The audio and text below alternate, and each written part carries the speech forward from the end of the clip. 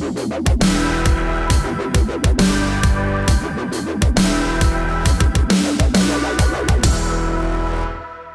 BillWhittle.com members. I'm Steve Green, and of course, you know my lovely and talented co-workers here at Bill Whittle and Scott Ott, co-hosts. I don't even know what I'm doing today. It's just we had to do the dreary, awful segment a minute ago, and now we're going to do something that I hope is just a lot lighter, a lot more fun, and maybe even a little philosophical.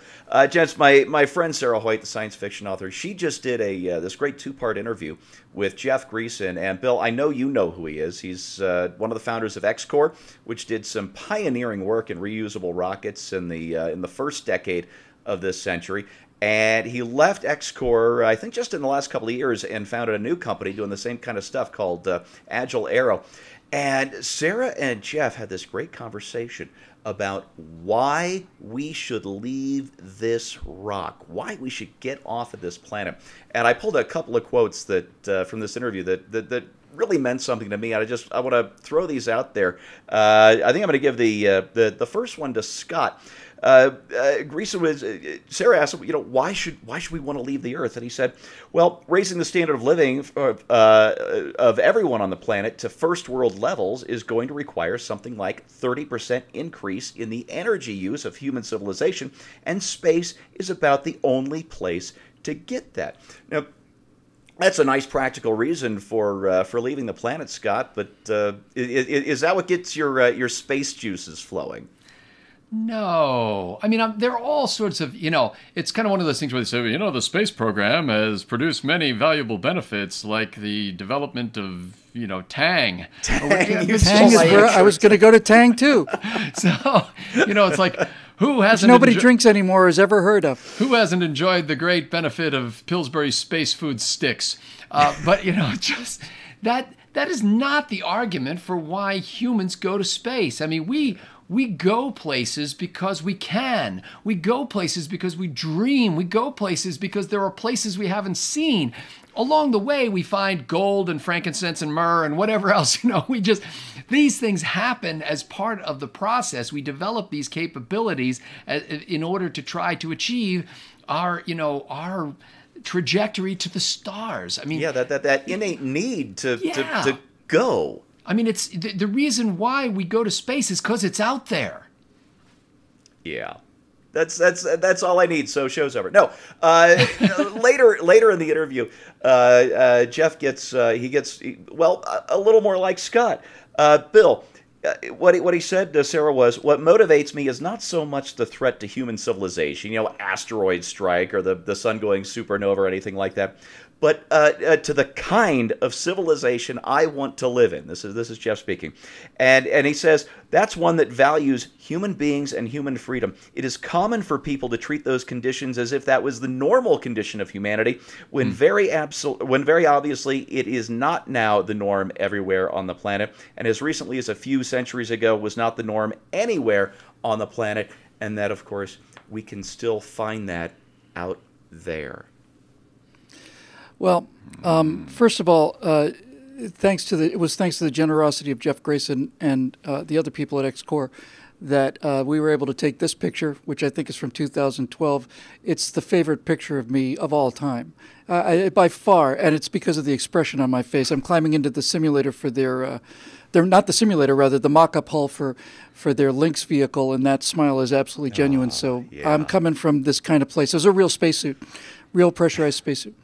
So that meant a lot to me because I was one of those guys who was always signed up to go.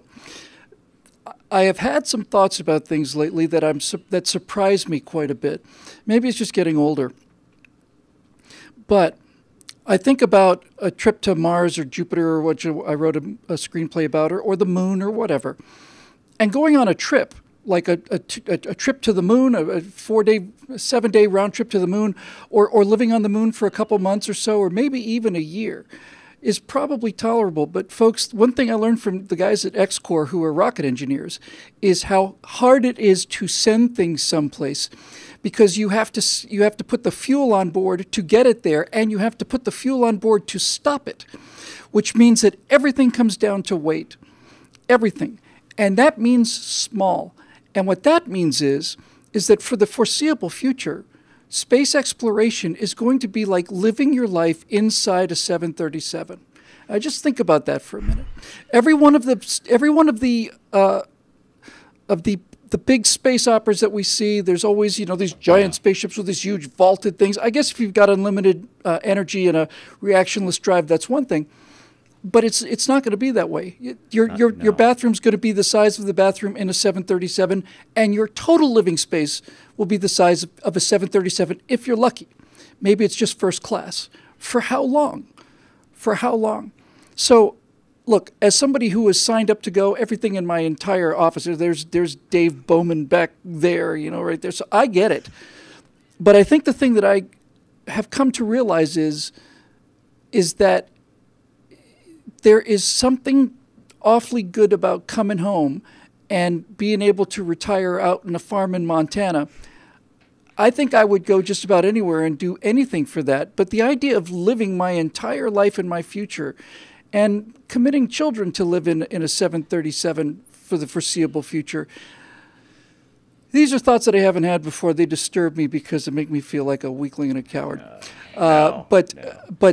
But I would go tomorrow. You put me on one of these things, I'd go. I'd ride the X-Core rocket. I'd ride the SpaceX rocket. I'd ride Blue Horizons. Any one of them. I'd be the first person on board.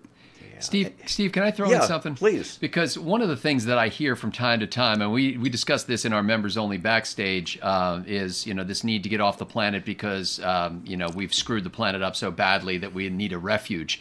But the other thing that I didn't talk about then, but one of your comments made me think about, is that there is a strain of this kind of space utopianism that smacks of eugenics. And what it basically says is, well, since our whole campaign to sort of weed out the lesser peoples from this planet has not worked very well, let's just put the finer ones, the superior people, on a ship and take them somewhere else where we can start a decent society among right-thinking people like us. That sounds precisely like the motivation of the Pilgrims on the Mayflower. It is precisely. And not only that, whatever you do, don't get on board Space Arc B. But it's not exactly. That's because that's where the telephone sanitizers are, yeah. But it's not just like that, Bill, because the Pilgrims on the Mayflower were not only hoping to set up a better society, they were also escaping a government-sanctioned quashing of their existing society. And once again, you're making my point. Yeah. I try not I'm to just take not making sides my on these point things. very well. All right. Hey, okay, obviously going to the stars is not for everybody. Even if we had what Bill was talking about, reactionless thrust and, the Starship Enterprise zooming from planet to planet in no time at all, it still wouldn't be for everybody. My kids are here. I could not leave the planet without them, not for any significant length of time, not while they're young. Life in that 737 capsule, that's going to be tough too. And finding that strange new world to settle on, that's not for everybody either. The pioneer life isn't an easy one, but this much I can tell you. For all of humanity's existence, we've looked at the stars and wondered if we're alone. What if we could look at the stars and know there's people out there just like us because they came from here? That'd be a hell of a thing. I don't think I'll live long enough to see it, but I hope someday my kids do. And that is your members only right angle for this week. Thanks so much for watching. Thank you for your membership, for letting us do this. We love it. We love that you're here with us, and we'll see you next week.